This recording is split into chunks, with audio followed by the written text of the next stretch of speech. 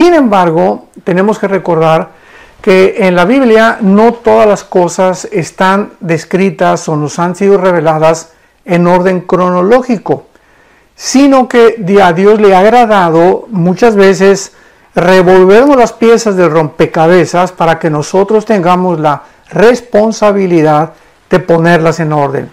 Entonces, cuando oímos que los 7 sellos, como ya lo vimos anteriormente en otro estudio, cubren los 7 años de la tribulación, y lo podemos demostrar porque el 6º sello claramente nos habla de que vienen cosas catastróficas sobre el mundo, y donde la ira de Dios ya se descarga sobre el mundo, y la ira de Dios claramente tanto en el Antiguo como en el Nuevo Testamento se encuentra en los últimos 3 años de la tribulación.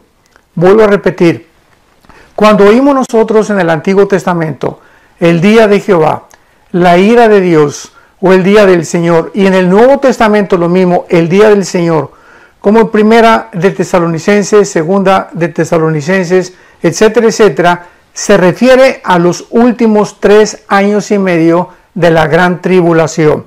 Entonces, estos 7 años de la tribulación están divididos, la primera parte en 3 años y medio, donde el sistema religioso que se atribuye a la gran ramera en Apocalipsis 17 va a tratar de colaborar con el anticristo, y hasta cierta manera se nos describe en el capítulo 17 de Apocalipsis que la ramera está arriba de la bestia, implicando que el sistema religioso al principio de los primeros 3 años de la tribulación va a ejercer poder sobre el poder político del anticristo. Y entonces en el capítulo 17 de Apocalipsis se nos describe que después el anticristo se deshace de la ramera, y la confederación de 10 naciones que van a formar el último gobierno sobre el cual el anticristo va a ser el líder, van a quemar la ciudad. Porque se nos describe en el último versículo del Apocalipsis 17 que la ramera es una gran ciudad. O sea, una ciudad que va a tener un control religioso sobre el mundo, o sobre la mayor parte del mundo.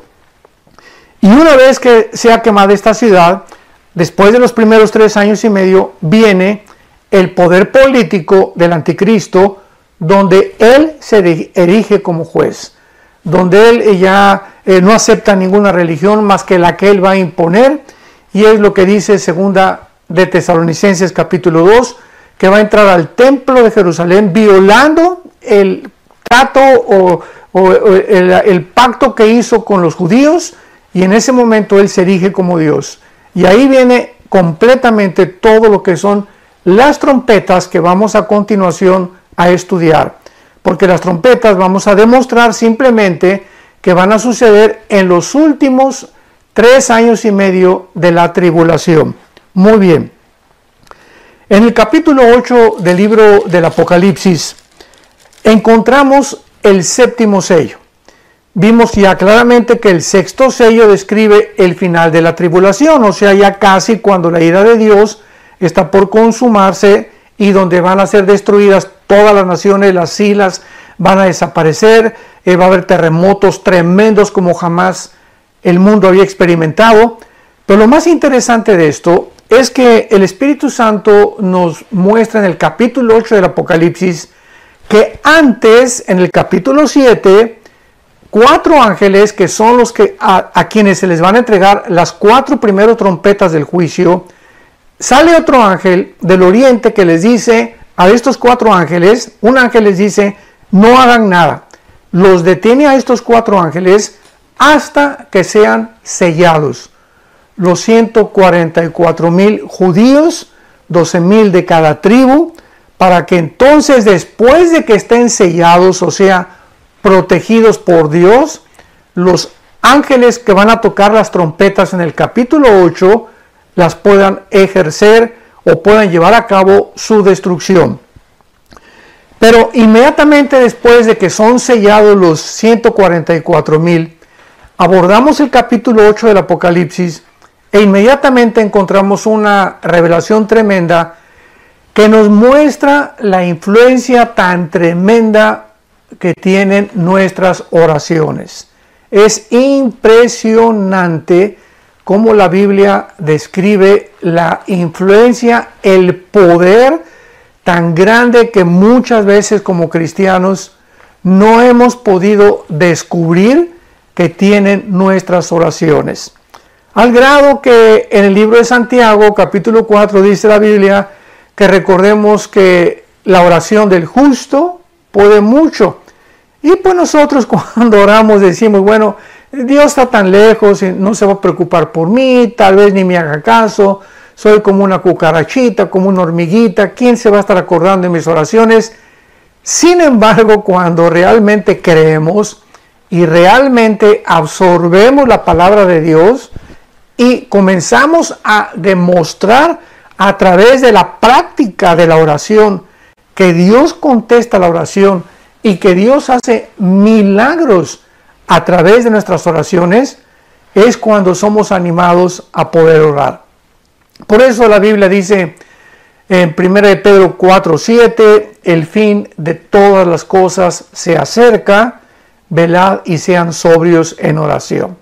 En Efesios 6, orando en todo tiempo por todos los santos, y creo que este es uno de los tiempos más importantes, y no estoy exagerando, de los más importantes de todos los últimos 2000 aproximadamente años de la iglesia cristiana, donde estamos en una hora de la prueba, donde estamos en una época donde los dolores han comenzado, como los dolores de parto de una mujer, a ser cada vez más intensos.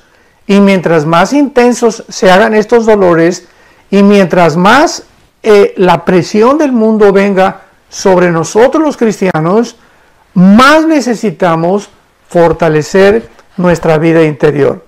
Más necesitamos blindarnos con toda la armadura de Dios, con la espada del Espíritu, con el escudo de la fe, con el casco de la salvación, con los pies del Evangelio, y orando en todo tiempo por todos los santos. Porque es a través de nuestra comunión, a través de la oración, donde nosotros hacemos contacto con la fuente de energía. Hacemos contacto, nos conectamos con Dios cuando nos ponemos de rodillas, o en la posición en la que tú puedas escoger orar. Eso no importa mucho. Lo importante es que no perdamos nuestro contacto con Dios. Y lo vamos a demostrar al final de la Biblia, en este capítulo 8 del Apocalipsis, que es la antesala de las trompetas que vamos a continuación a poder describir. Dice así: cuando abrió el séptimo sello, se hizo silencio en el cielo como por media hora, y vi a los 7 ángeles que estaban en pie ante Dios, y se les dieron 7 trompetas. Aquí pues Juan ve que antes de que venga el juicio y antes de que se toquen las 7 trompetas, él ve a estos 7 ángeles parados ya dispuestos a tocar las trompetas. Sin embargo, observemos lo que sigue. Y entonces viene otro ángel, ya no de los 7 ángeles de las trompetas, sino otro ángel, y se paró ante el altar con un incensario de oro, y se le dio mucho incienso para añadirlo a las oraciones de todos los santos sobre el altar de oro que estaba delante del trono.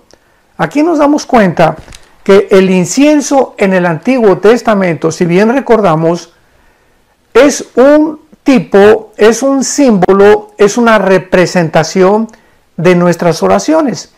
Porque es algo, ¿verdad? Es más, todavía Dios les dio los ingredientes especiales con los que debería hacerse el incienso. Hasta eso Dios es meticuloso y detallista, porque ahí involucra también el detalle y lo profundo que involucra las oraciones de todos nosotros. Entonces el incienso en el Antiguo Testamento simboliza como algo que sube hasta el trono de Dios, y que en el Nuevo Testamento son nuestras oraciones. Muy bien. Este ángel entonces recibe un incensario, y desde luego que ahí a continuación lo acabamos de leer, para añadirlo a las oraciones de todos los santos sobre el altar de oro de Dios que estaba en el templo. O sea, el incensario en el capítulo 8 del Apocalipsis que es la antesala de las trompetas, que recibe este ángel, no estaba lleno, sino que faltaban oraciones para añadirlo a ese incensario de parte nuestra. Y vemos a continuación lo que sigue. Y de la mano del ángel subió a la presencia de Dios el humo del incienso de las oraciones de los santos. O sea, recordemos que aquí el incensario no está lleno, está en el cielo, y las oraciones que están haciendo aquí abajo en la tierra los santos están subiendo para llenar el incensario. O sea, viene un tiempo cuando nuestras oraciones van a tener un final y cuando ya Dios no va a escuchar ninguna oración porque el tiempo del juicio vino. Entonces es maravilloso que nos demos cuenta que antes de los últimos años de la tribulación, Dios continúa teniendo misericordia y gracia, porque ya finalmente, ya al final no va a haber absolutamente nada. Vemos después de los 1000 años el juicio, el gran trono blanco, donde todos van a estar parados delante de Dios y se acabó la gracia, se acabó la misericordia, se acabó el favor de Dios. Entonces, dice la Biblia, de la mano del ángel subió a la presencia de Dios el humo del incensario con las oraciones de los santos. Y el ángel tomó el incensario, observemos lo que pasa, y lo llenó de fuego del altar. O sea, el incensario lo mezcló con el fuego del altar. Esto significa, porque ya vimos, las oraciones son el incienso que están guardadas en un incensario simbólicamente en el cielo, y el fuego implica el juicio de Dios. Entonces se mezcla el fuego con las oraciones de los santos y dice la Biblia, y lo arrojó a la tierra. O sea, en el momento que el fuego se une con las oraciones, dice la Biblia, el ángel agarró el incensario, todo esto es simbólico, y lo vertió para que cayera todas estas oraciones, o sea, simbólicamente, para que las oraciones de los santos fueran contestadas, mezcladas con el juicio de Dios. Y dice así, y hubo truenos, y voces, y relámpagos, y un terremoto. Y una vez que el ángel nos simboliza aquí con esta escena maravillosa, que nuestras oraciones van a ser contestadas, implica que las oraciones que estamos haciendo nosotros aquí en la tierra, de alguna manera están acelerando el juicio de Dios. Mientras nosotros oramos, le estamos diciendo a Dios, cada día que oramos, Señor, ya termina con esto. Ya ven, por favor, por nosotros, que tu gracia, que tu justicia, que tu paz se establezca en la tierra. Y aún en el quinto sello, lo vimos también en el quinto sello, en el capítulo 4 del Apocalipsis, vemos claramente también que los santos del Antiguo Testamento estaban orando en el versículo 4 en adelante, capítulo 6 del Apocalipsis, versículo 10 en adelante, en el quinto sello, estaban orando a Dios y diciéndole, arriba en el cielo, ¿hasta cuándo, Dios, justo y verdadero, venga nuestra sangre? Ahí en el cielo todavía los ángeles están junto a los santos de Dios. Ahí en el cielo están los ancianos de Dios, los líderes del juicio y del trono de Dios, los sabios del universo, junto a los santos, y los santos están diciendo al a Dios, ya allá en el cielo, los que ya murieron como mártires, Señor, apúrate, ya que el juicio caiga sobre el mundo. Y esto es lo que sucede antes de las 7 trompetas. Santos de Dios, cuando comencé yo a entender estas cosas, de qué manera nuestras oraciones tienen el poder, porque Dios en su soberanía ha determinado todas las cosas, lo sabemos, y Dios ha establecido una hora, un día, una semana, un mes, un año, para las cosas que van a suceder. Así como Cristo vino en el tiempo exacto de Dios, así Dios ha determinado un programa cronológicamente en el cielo, donde cada cosa que Él ha determinado va a suceder. como cuando en el capítulo 2 de los Hechos el apóstol Pedro, explicándole a los judíos la muerte de Cristo, les dijo, entregado por el predeterminado consejo y anticipado conocimiento. Predeterminado consejo. Dios había ya establecido desde antes de la fundación del mundo que su Hijo Jesucristo fuera crucificado. Con predeterminado consejo y anticipado conocimiento, Dios sabía cuando Jesús vino al mundo todo lo que iba a suceder. Y lo vemos en la misma vida de Jesucristo. Cristo, el día anterior a su muerte, cuando estaba tomando la última cena con los discípulos, él sabía perfectamente que esa noche era la última cena que iba a tomar con ellos. Él sabía que al otro día, a las 9 de la mañana, iba a estar colgado en una cruz. Él tenía un anticipado conocimiento de las cosas que iban a suceder. Cuando él comenzó a encaminarse hacia Jerusalén, después de estar en Galilea, les dijo a los discípulos, voy a enfrentar ahora el juicio. Seré entregado por los líderes, los sumos sacerdotes, van a golpearme, van a hacerme sufrir y voy a morir y a los 3 días voy a resucitar. Cristo tenía una ubicación, un conocimiento perfecto, determinado consejo y anticipado conocimiento de todo lo que iba a suceder.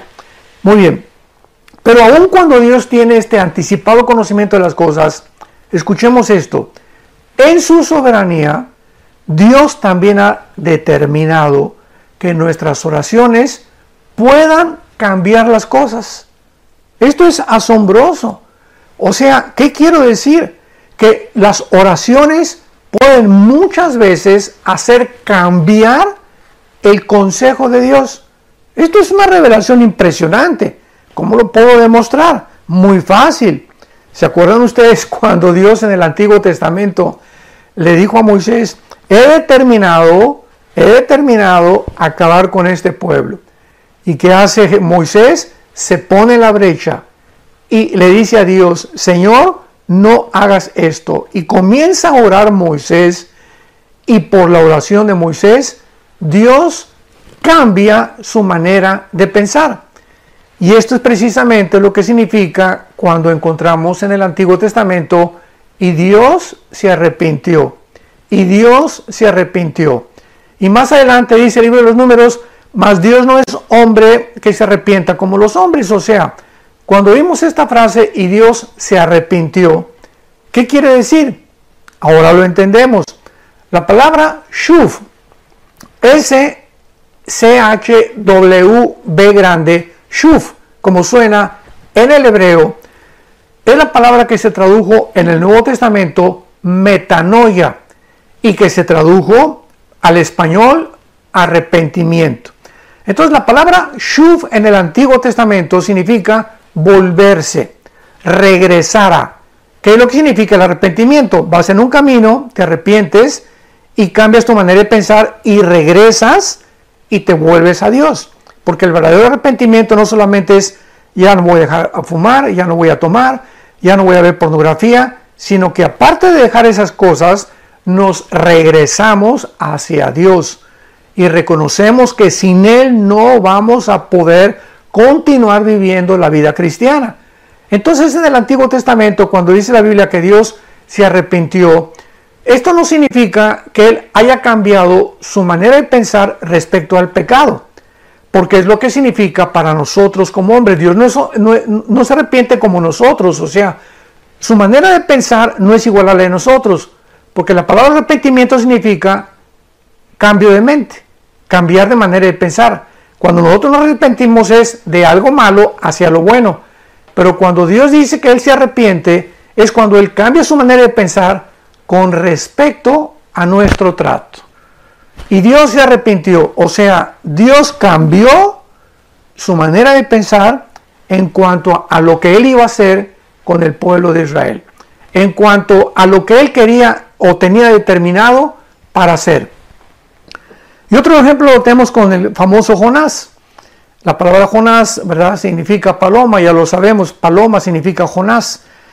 Y cuando Jonás es enviado a Nínive, a una ciudad asiria, para que esta ciudad sea completamente destruida, Dios, cuando ve que se arrepiente la gente, ya Dios había determinado, voy a destruir a Nínive. Y Jonás feliz de la vida, porque Jonás era de esos profetas, ¿verdad?, del juicio, que cayera fuego inmediatamente sobre todos los enemigos de Dios. Lo mismo que los discípulos antes de que muriera Cristo le dijeron que caiga fuego y que los mate a todos los que están en contra de ti. Cristo les contestó, ustedes no saben de qué espíritu son. Entonces Jonás era este tipo de hombre, como hay muchos cristianos también, que caiga el juicio de Dios y que ya los consuma de una vez. Pero este no es el corazón de Dios muchas veces. Entonces cuando Jonás ve que Dios perdona a Nínive, se enoja. O sea, Dios había ya determinado que Nínive fuera destruida, pero el arrepentimiento, cuando se dieron vuelta de sus caminos y regresaron a Él, Dios los perdonó. Este es otro ejemplo tremendo de lo que estamos nosotros exponiendo, que nuestras oraciones tienen un poder tremendo, una influencia maravillosa, simplemente porque en su soberanía Dios así lo ha determinado. Que cuando nosotros oremos, Él puede cambiar muchas cosas que iba a hacer o a favor o en contra de nosotros. Por ejemplo, Dios ha dicho, bueno, a Pepe ya voy a determinar hacer esto y esto porque sigue con su pornografía, ¿verdad? Me lo voy a llevar a casa, porque Dios se lleva a muchos cristianos antes de tiempo a casa. Y entonces Pepe se arrepiente. ¿Qué hace Dios? Cambia Dios su manera de pensar y entonces le prolonga la misericordia a Pepe y le agrega más años de vida porque Pepe se arrepintió de su pecado. Entonces, esto es lo que el Apocalipsis quiere nosotros enseñarnos, y todo este trasfondo lo tuve que poder explicar para que cuando nos introduzcamos en el libro del Apocalipsis podamos comprender la mente de Dios. ¿Por qué hace Dios lo que hace? ¿Por qué estos juicios tan terribles? Porque llega un momento en que ya el ser humano está tan depravado, tan degenerado, tan endurecido. El otro día yo estaba escuchando que lo que está pasando ahorita actualmente en el mundo con el famoso coronavirus y la pandemia, etcétera, etcétera, que ahora ya quieren hasta que usemos gogles. O sea, a ratito nos van a querer vestir de astronautas, que dice que para protegernos de esto. Yo estaba pensando dentro de mi corazón realmente, lo que se encuentra detrás de toda esta orquestación siniestra es mucha maldad. Hay mucha maldad detrás de todo lo que está pasando. O sea, yo le comenté a mi esposa el otro día, nos quieren matar, están prohibiendo medicinas que pueden sanar a las personas, inmediatamente las sacan del internet. O sea, hay algo detrás siniestro, y lo único que puedo concluir es peor maldad que la de los nazis. Hay personas en el siglo XXI que no tienen alma, que ya han perdido su alma, que lo único que les interesa es enriquecerse, tener poder político, tener influencia sobre los demás y ver a todos los seres humanos como una bola de esclavos, exactamente como en las antiguas películas de ficción. Entonces, esta es la razón por la cual esta maldad que se profetizó en la Biblia, Mateo 24:12, por haberse multiplicado la maldad, el amor se enfriará. 2 Timoteo capítulo 3, porque vendrán tiempos peligrosos, Pablo, le dice el Espíritu Santo, hombres amadores de sí mismos, vanagloriosos, orgullosos, sin afecto natural, sin ningún sentimiento por los demás. 1 Timoteo 4, porque el Espíritu dice que muchos apostatarán de la fe, escuchando espíritus engañadores, con doctrinas, con barbaridades, herejías, que vendrán contra la palabra de Dios y para alejarnos del camino. Estamos en tiempos peligrosos, en los que hace 2000 años el Espíritu Santo le dijo a Pablo y estos tiempos están por culminarse y que el libro del Apocalipsis nos los describe.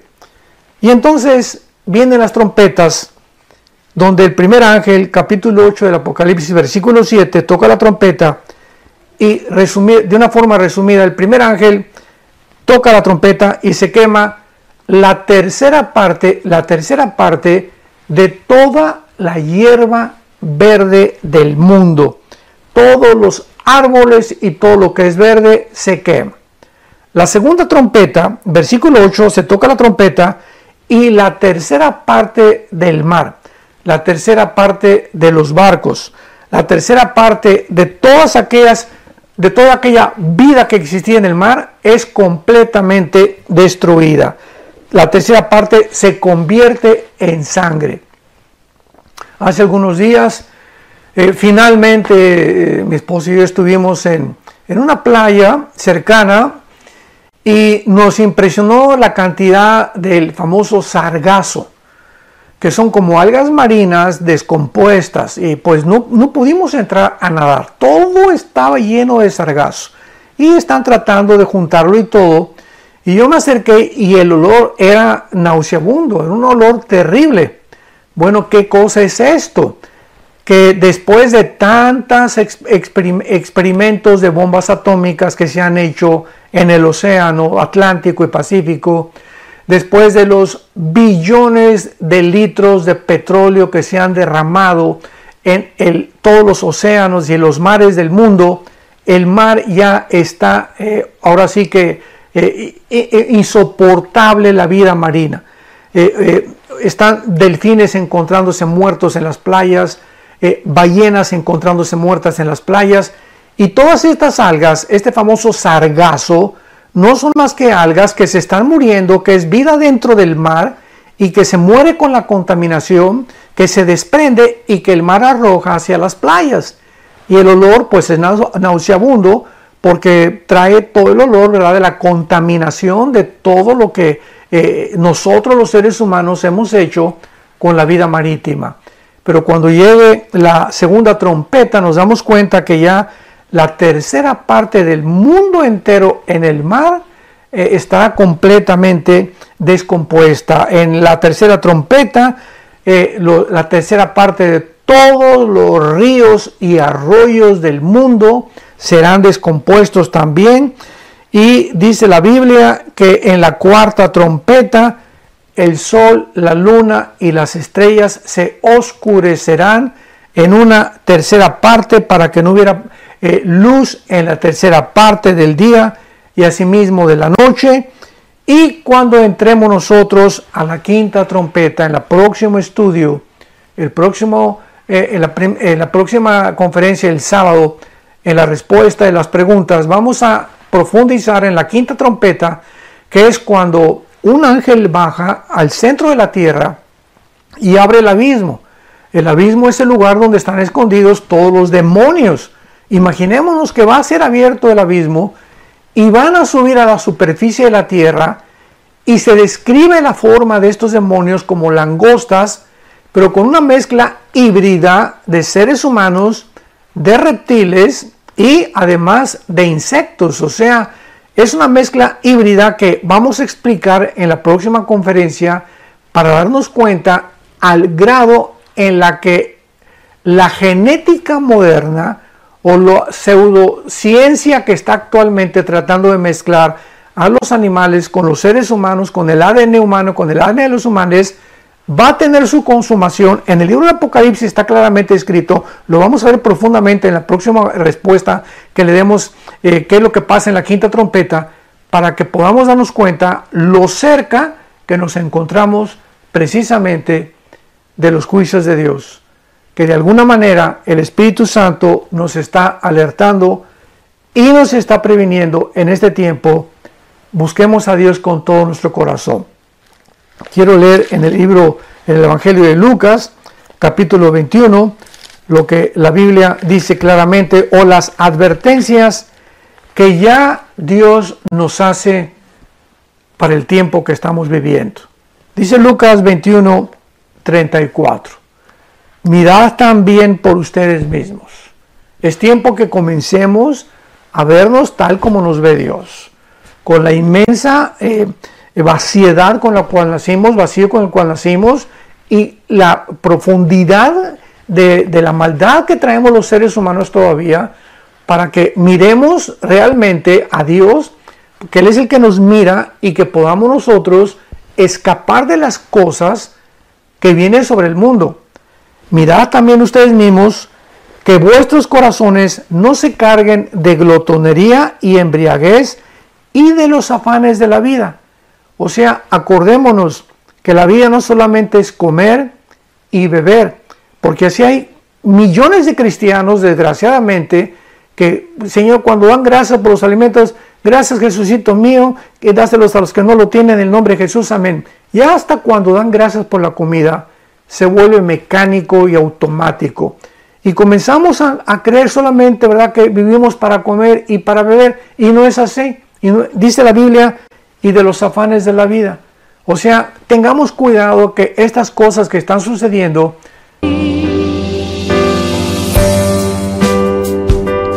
You complete me and my being.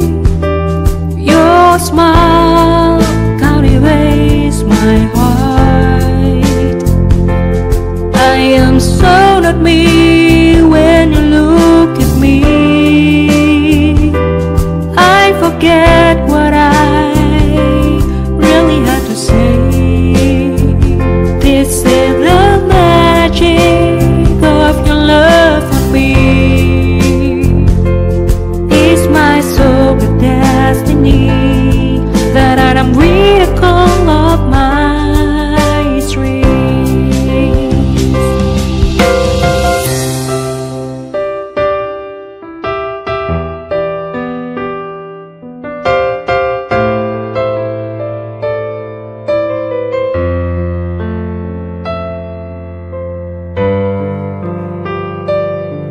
When my heart is heavier, I remember that I have got someone like you in my life.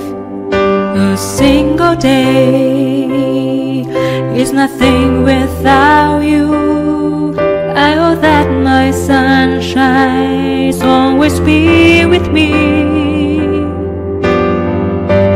no entren a nuestra vida espiritual, a nuestra vida interior, y nos quiten la paz, y nos desenfoquen, perdamos la brújula y podamos perder el camino, y creamos que estamos siguiendo a Jesucristo, y ya dejamos de seguirlo, y muchos han comenzado ya a seguirlo desde lejos.